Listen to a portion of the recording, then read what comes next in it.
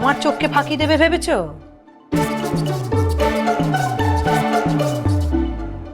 ফাঁকি দেবো?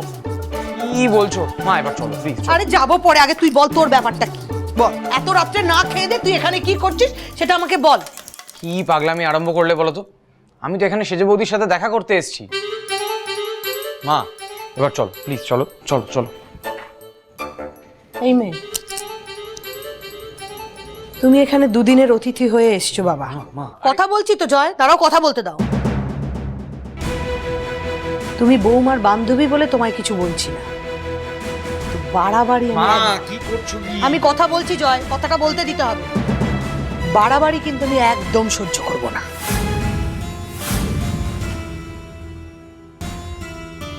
বাড়াবাড়ি? কিসের বাড়াবাড়ি আন্টি? বুঝতে পারছো না? না তুমি যতটা ইনোসেন্ট হওয়ার ভাব করো না ততটা নও। ইনোসেন্ট একটু আছে।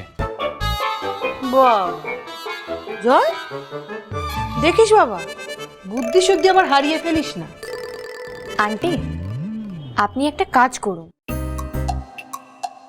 একটা শক্তপোক্ত আলমারি কিনুন, আর সেই আলমারিতেই আপনার সোনার টুকরো ছেলেকে বন্ধ করে রেখে দিন। সকালবেলায় যখন নার্সিং হোমে যাবে তখন খুলে দেবেন, আবার রাতে ফিরে এলে বন্ধ করে রেখে দেবেন। কেমন? এই সেরেছে, এই মেয়ে তো চুপ করবেই না। আরেকবার বলো, কথাটা বুঝিয়ে বলো। না না কিচ্ছু বোঝাতে হবে না, কিচ্ছু বলেনি। না না ও বলেছে, আলমারি বলেছো তো তুমি? না না না কিচ্ছু বলেনি। আরে বলেছে, ও বলেছে, না তুই জিজ্ঞেস কর না, আমার কথাটা শোনো তুমি।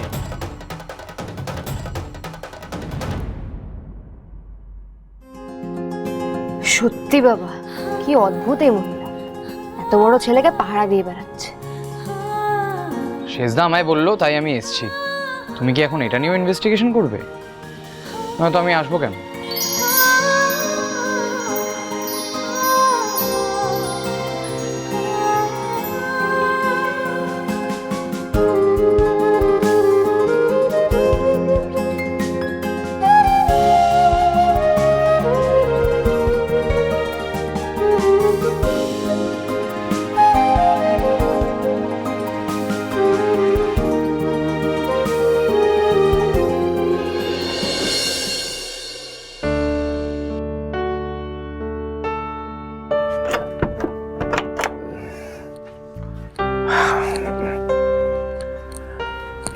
খুব টায়ার্ড লাগে জানো তো, এই কদিন যা হইচই হলো, আজকে জমিয়ে ঘুমাবো। তুমি শোবে না? আসছি, তুমি শো। এসো। Good night. Good night.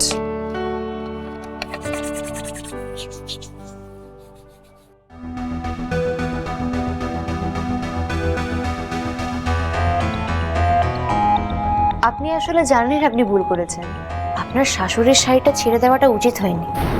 আমি কাউকে বলে দিলে আপনার প্রেস্টিজের দফারফা হয়ে যাবে। আমি পার্সোনালি এটা মনে করি আপনি যেই কাজটা করেছেন এটা অন্যায়। এত দেমাগ তোমার? বাবার পয়সা আছে বলে অহংকারে মাটিতে পা পড়ে না, তাই না? তোমার এই অহংকার আমি ভেঙে টুকরো টুকরো করে ছাড়বো। সেদিনের পুঁচকে মেয়ে, তোমার এত সাহস তুমি আমার সাথে টক্কর দাও? বন্ধুর শ্বশুর বাড়ি থেকে এমন অপমান করে তোমায় বের করবো না। আর কোনোদিনও এই বাড়িতে পা রাখার কথা তুমি ভাবতে পারবে না ঠিকই, কিন্তু এই পিঙ্কিকে তুমি সারা জীবন মনে রাখবে।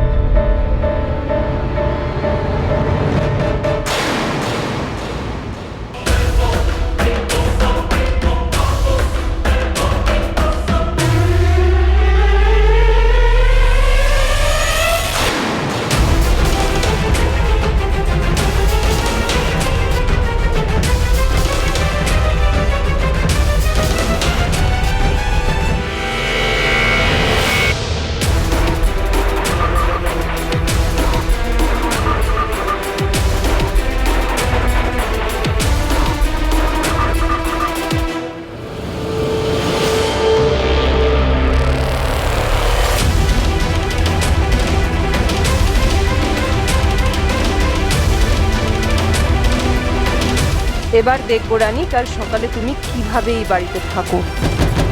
পিঙ্কিকে ঘাঁটিয়ে তুমি কাজটা মোটেই ভালো করোনি।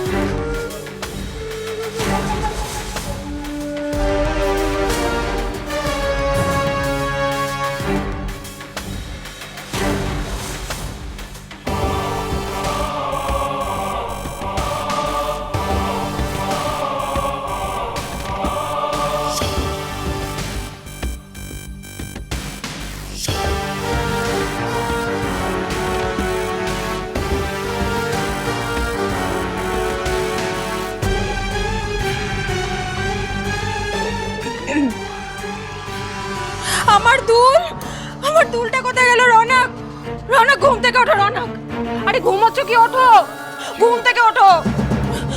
কি সুন্দর ঘুমোচ্ছিলাম আমি। আরে তুমি পরে সুন্দর ঘুমাবে, দিকে কি হয়েছে দেখো। আর কি হয়েছে সেটা তো বলবে রে বাবা। দুল, আমার দুল। আরে আমার যে দুলটা তুমি গত বছর অ্যানিভার্সারিতে দিয়েছিলে না, ওটা আমার বক্সে নেই। আমি বক্সগুলো গোছাচ্ছিলাম, দেখলাম ওই দুলটা নেই। আরে বক্সের মধ্যে নেই তো অন্য কোথাও আছে। কোথাও নেই, আমি তো তন্ন তন্ন করে খুঁজে রেখেছি, কোথাও নেই আমার দুলটা। আমার ফেভারিট, আমার ফেভারিট দুলটা চুরি হয়ে গেল, কেউ নিয়ে নিয়েছে। আরে চিৎকার করছো কেন? সবাই টায়ার্ড হয়ে ঘুমোচ্ছে, তুমি এখন চিৎকার করে বাড়ি মাথায় করবে নাকি? কালকে সকালবেলা খুঁজো না। কালকে কি সকালবেলা? বলছি আমার প্রিয় দুলটা হারিয়ে গেছে, তুমি আমার চিৎকার নিয়ে পড়ে আছো। এই সত্যি হারিয়ে গেছে? নাটক করছো, ডাকাম হচ্ছে। এতক্ষণ ধরে কি বলছি আমি? সত্যি হারিয়ে গেছে, কোথাও নেই। আমি আলমারিটা ভুল করে খোলা রেখে চলে গেছিলাম, ওই দেখো চাবি এখনো ঝুলছে।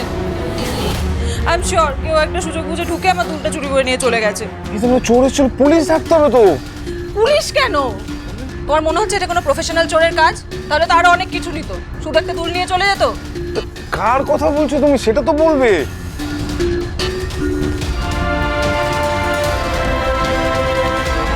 আমাদের বাড়িতে যারা গেস্ট হয়ে এসছে, দেবযানীর বান্ধবীরা। কিন্তু কি বলছো কি তুমি? আরে ওরা আমাদের গেস্ট, তুমি ওদেরকে কেন টানছো? গেস্ট মানে? গেস্ট মানে সে চুরি করতে পারে না? ভুলভাল কথা বলো না তো। আমি জানি, আমি যেটা বলছি ওটাই ঠিক। আই এম শিওর আমার সোনার দুল চুরি করেছে দেবযানীরই কোনো বন্ধু।